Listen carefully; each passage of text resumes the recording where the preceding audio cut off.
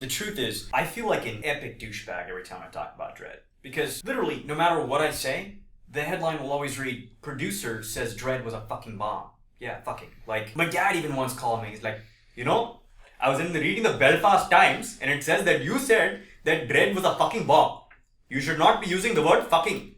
I get inundated with questions on what it'll take to make a sequel all the fucking time. And the problem is the answer is very fucking complicated. It's very complicated. In the era of news bites, to answer that question is literally standing out in public and begging, praying that you get misquoted.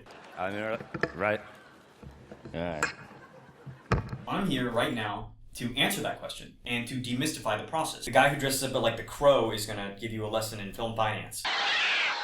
But to answer the question, you need to know two things. One, Dredd was an independent movie.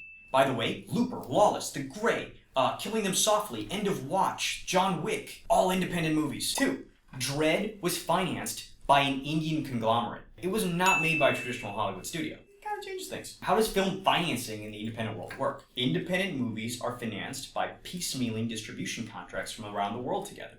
Right? You're literally taking distribution contracts from every territory in the world where you could pre-sell a fucking movie.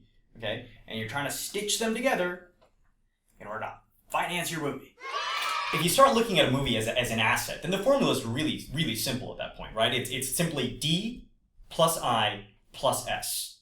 D is the domestic value, I is the international value, and S is the subsidy or government rebate for shooting in a specific location, right? For instance, if you go to New Mexico or New Orleans, or in a lot of international locations, the government actually gives you money to make a movie there. They give you back a piece of your budget. If the cost of making your movie exceeds D plus I plus S, then your movie is not happening. It doesn't matter who's in it or how great the script is. It's just simply not happening. If the cost of making your movie is less than D plus I plus S, then it doesn't matter how shitty the script is or whatnot. The movie's probably gonna fucking happen. That's why shitty movies happen all the time. What determines the value of D and I? Well, really, it's three things. A major movie star. B, a major filmmaker. And C, sometimes it can be a piece of intellectual property. There was a situation that I saw like a number of years ago for a movie called The Host, not the Bong Joon-ho movie, The Host, the Stephanie Meyer movie. Every fucking buyer in the world pre-bought the shit out of that movie because they were afraid that this was going to become the next Twilight, and they didn't want to, not have it.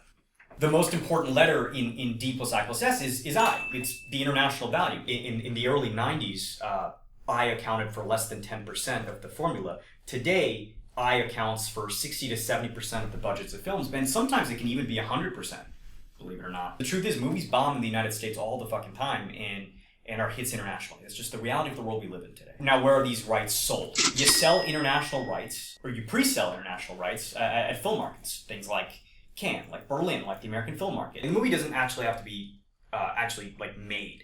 It's just a movie in theory, right? So you show up to American Film Market and you're like, hey, I've got this script.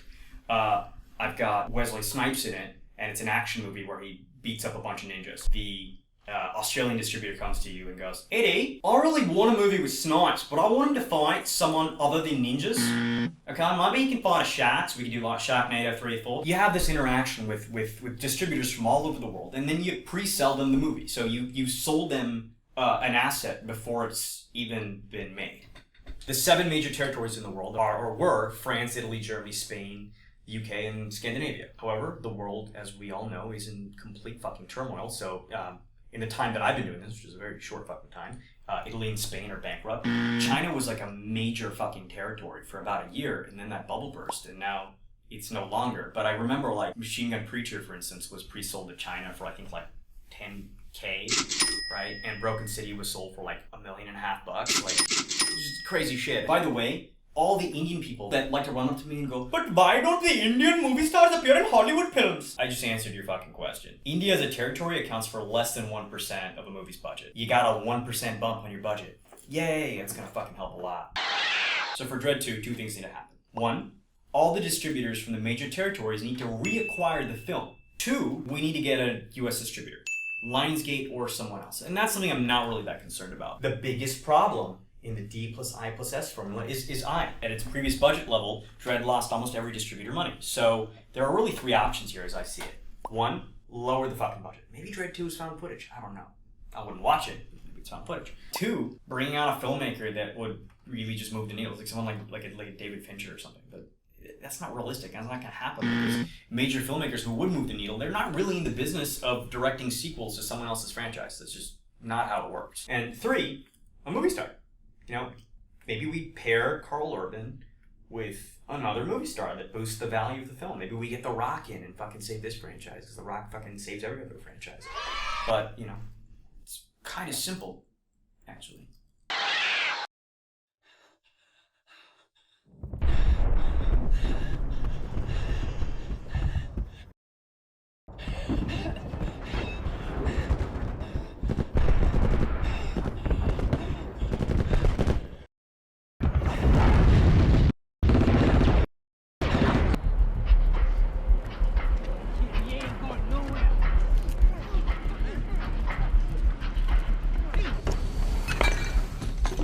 Got a special on bourbon. I meant vodka.